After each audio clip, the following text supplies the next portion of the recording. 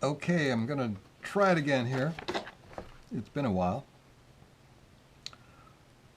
This is January the 4th, and it's been an interesting past couple of weeks. Let's see. I'm wearing my Tilly hat that I got. My mom bought me this, actually, in Nova Scotia. I'm wearing it for Sam. I bumped into Sam at a wedding a couple weeks ago. Great guy. And he has a Tilly hat that he got, he said, in Sydney. And if you can find one, they last forever. I recommend finding them at Goodwill. That's the best place. So anyway, mine came from Nova Scotia. My nephew introduced me to a First Nations gentleman at a sweat lodge ceremony that he was doing. George Leduc. He's a Micmac Indian from Nova Scotia. And after going to several of the sweat lodges that he was doing, he introduced me to my spirit guide. Wanagi Haske is the name. And that name means tall ghost. So every time I'm out walking, when I'm out there walking alone with just the dog, when I get done reciting the prayers that I recite, I have a little conversation with Wanagi Haske. And it occurred to me that tall ghost sounds a lot like some other tall people that are hanging around out there. And I just wonder, I really wonder, if when I'm calling on tall ghost, I'm not maybe actually calling on the forest people. I just don't know. Okay. So anyway, there have been some interesting things happen since my last recording, which I think was back in November of 2023. And I'm not going to go into that now. I may put that together for another episode. We've hit 100 subscribers. I'm tremendously grateful.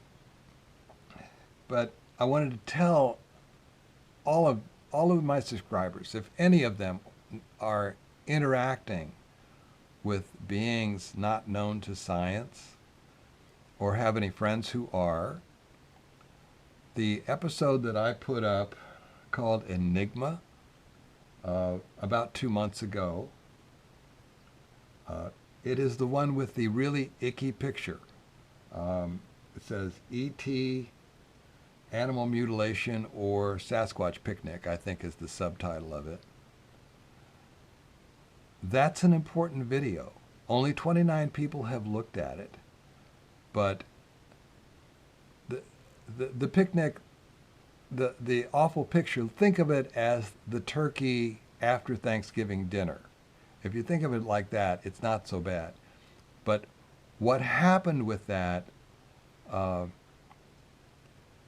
is extremely important, because I don't hear anyone talking about that. And I think that the way that carcass was presented to me on three different carcasses on 3 different occasions, all of them very clean, no blood, all of that stuff.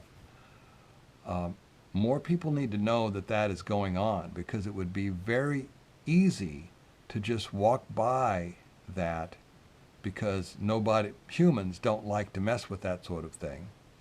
And if it wasn't put right where I had to mess with it, I would have done the same thing. So if you're having these interactions, or you know someone who is, that's a good video to take a look at, because that might come up again. And now I know of 2 other people who have encountered that. One of them up by Peoria, and it's on his website, and I mentioned that on that particular video. And then another person recently wrote into the Facts by How to Hunt from southern Missouri. He had encountered a deer done that way. So I wanted to just say, thank you for the subscribers. A lot of my videos only have like 20 or 30 views, and feel free to poke around in there, because if you're having interactions, all I'm doing is putting up what has happened to me or things that I have found in the Baha'i writings that I think might be useful to you. That's it. So one of the other things that has happened lately, well, since November, is I've started writing a book. It was suggested that I do that, and you'll see how that happened. I put that right in the book too. So I'm going to try reading a chapter at a time. They're short. They're not, each chapter is basically a MUFON journal article. So they're not that long. So I'm going to start with the introduction. And if I get this done right, then in the comments, anybody that likes it can say, yeah, this is okay, we'd like to hear more, or that's not a good idea. Either one is okay. So I think we'll begin with this now, and then this way I can get the book out to at least 100 people. I have a publisher in mind. They're not going to care that I have read parts of the earlier manuscript to YouTube, because it's my copyright anyway.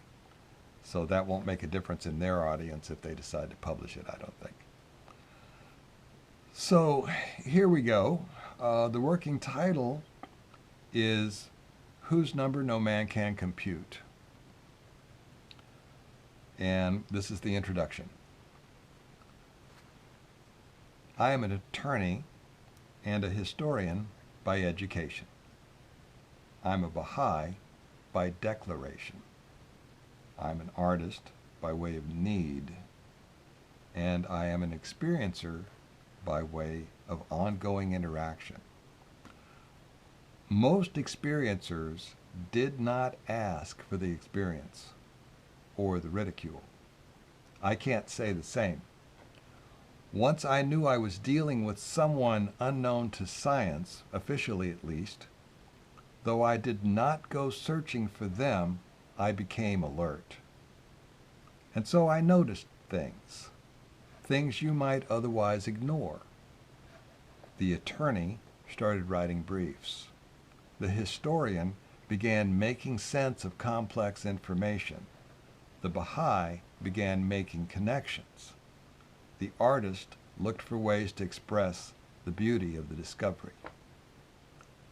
I believe I have made a discovery in the writings of a little-known mystical Eastern faith that sheds new light on an emerging realization that we are not alone. If I am correct, the writings explain who these persons unknown to science are, and in turn, how we should approach them. There's a lot to understand here. Baha'is should understand that UFO people know something that most people don't. They know it in the same way that Baha'is know something that most other people don't believe. These two groups have that knowing what most people don't thing in common. Plus, UFO people are self-proclaimed seekers after truth. More than that, as I will explain, they have made the phenomena of faith relevant to ufology and have raised the question regarding humanity. Who are we? My own publicly stated agenda is to make UFO people aware that the Baha'i writings exist. Regarding those folks, this is also my secret agenda. Why? Because the writings confirm ufology's suppositions. But also, encountering the writings is an unknown of highly strange proportions. Some people, a very few probably, and they may not even know it themselves until the encounter happens, may become enthralled with the writings. If so, it will be life-changing. That is why my historian explains how I encountered them and what happened as that relates to our topic. This is important because spirituality may also be relevant to our, quote, our friends, unquote. It may help answer the why him question should you be asking it of me. Anything beyond that enthralling possibility is beyond my pay grade. Anyone currently interacting with non-human sentient beings needs to know that those beings are part of the kingdom of mankind and have their own relationship with the unknowable, just like us. And everyone needs to know that the conclusions we draw from all of this, namely the application of the writings to interactions with unknown intelligent life forms, apply equally to interactions between humans and groups of humans. It has been said that owls and UFOs are just symbols on a door that we must open to reach the universe. The writings suggest they may also be metaphors on a door. Understanding the metaphor of the ET experience and applying it to humankind may be the key to the door. No push, just turn the handle. If this is just a book about UFOs and Bigfoot, then Ted Lasso is just a TV show about soccer. Also, through the MUFON Great Questions Project, papers and journal articles, I have invited engineers and scientists to read the holy writings of all religions as a means to gain insight, rekindle the imagination, and regain their sense of adventure as they continue to embrace the unknown, seeking new discoveries. I invite them and you to debunk the statements in these writings. This might help them and all of us to ask better questions, to, quote, increase my wonder and amazement at thee, O God, unquote. The patent achieved for the omnidirectional wheel comes to mind. The writings that say science and religion must be in agreement. If you don't believe in God, that is okay too. You see what I'm getting at, don't you? Anyone can use these writings, or any other writings, to ask better questions. These writings describe God as an unknowable essence. Thus, given that we all got here somehow, we're all in the same boat when it comes to the underlying cause, aren't we? B, lions roaring in the forests of knowledge and wisdom, and whales swimming in the oceans of life. Don't let a few capital letters get in your way. We seek the true reality of the universe. With this book, I invite the Baha'is to investigate ufology because their own writings confirm many of its assertions and shed light on areas that need better answers. Also, by way of my deepening exercise regarding ET, Baha'is may discern other topics in groups of seekers where similar useful applications of the writings can be helpful to those seekers. Likewise, knowing that other sentient beings exist and have been encountered on Earth adds a new perspective to what Abdu'l-Baha has said regarding the universe being connected as closely as the members of the human body. For those who have seen, this is not a metaphor. Also, because I am old, I know the roots of the story. Relevant autobiographical information has been included to describe actions that show changes. The changes may explain how and possibly why the writings, ufology, and sentient non-human collaboration became interwoven to create this book. This collaboration is possibly the first of its kind, so I hope to share with you a view from a very rare mountaintop. What you see is up to you. End of scene. So that's the introduction to the book. And we've got, there are a few footnotes here. Gleanings from the writings of Baha'u'llah and tablets of the divine plan. Again, you can find all of those at baha'i.org/library online. And I've also written that introduction as a sales pitch to the possible publisher. As I mentioned in that, there are two groups of people that this is, the audience for this would be ufology, MUFON members perhaps, but all the other people that are interested in these topics.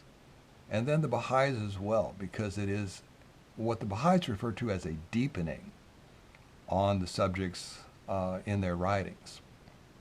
And so we will see. I don't know that the Baha'i publishing will be interested in this when it all gets done. But actually I wouldn't see why they wouldn't be. It'd be interesting to see what happens with that.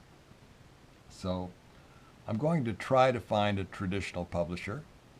And just to make sure somebody hears what I have to say, I will probably read the additional chapters on this channel.